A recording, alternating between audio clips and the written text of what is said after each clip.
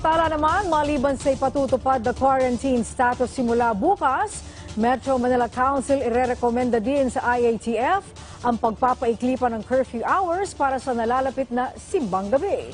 Iba pang guidelines na katagda namang linawin. Ang sentro na balita mula kay Naomi Tiburcio, live! Angelique, napagkasunduan ng Metro Manila Council upang irekomenda sa IATF na hayaan na panatilihin sa General Community Quarantine ang community status ng Metro Manila ngayong buwan ng Disyembre.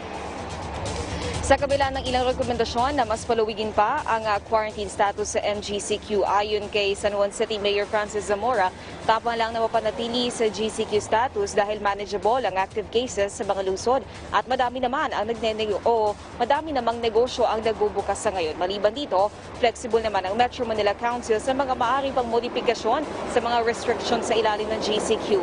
Sa naging pulo kagabi, napagkasunduan na gawing 12 midnight hanggang 3 a.m. ang curfew upang bigyan daan ng simbang gabi. Nagpaalala naman sila Manila Mayor Isko Moreno sa kooperasyon ng religious sector lalo na sa pagdarao sa mga prosesyon.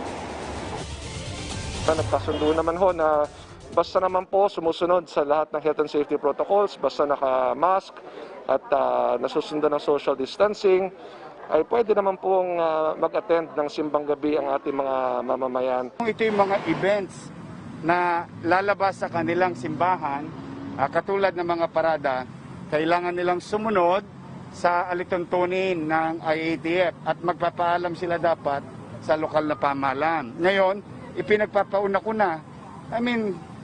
I think it's going to happen in the next 2 months. Napagkasunduan din ng Metro Manila Council na payagan lumabas ng 15 years pababa at 16 years old pataas para sa essential activities. Angelique, sa San Juan City, nakatakda ding luwagan ng operation sa mga establishmento katulad ng mall mula sa 50% ay gagawin itong 75%. Ngunit mahigpit pa din ang pagpapatupad ng minimum health standard. Paliwanag ni Mayor Zamora na gagawa ng balansehin ng syudad ang buhay at kabuhayan dahil sa mababang active case ng lungsod kung ikukumpara noong nakaraang mga buwan. Sa ngayon, nasa 64 ang kanilang active case at nadadagdagan na lamang ng 2 hanggang 5 kaso kada araw. Angelique, nakatakda ring solusyonan ng MMC ang pagkalito ng publiko hinggil sa mga alituntunin sa GCQ sa iba't ibang lungsod. The Metro Manila Council will come up with uniform guidelines sa interpretation ng ating IATF resolution. We will then submit to Secretary Anyo and the IATF for their final approval. So we expect this within the week para pagdating ng Desyembre, malinaw sa lahat ano bang pwede at hindi pwede. Ayon kay Mayor Zamora, talagang hindi mapipigilan ng mga Pinoy na ipagdiwang ang araw ng Kapaskuhan. Hindi naman nawawala yung paghihigpit kagaya ng ng pagbabawal ng Christmas party at hindi pa rin nawawala yung mahigpit na observance sa minimum health standards. Ngunit kung sakali na tumaas yung kaso ng COVID-19 by December, ay nakahanda naman ang Metro Manila Council upang paghigpitan pa ang quarantine status.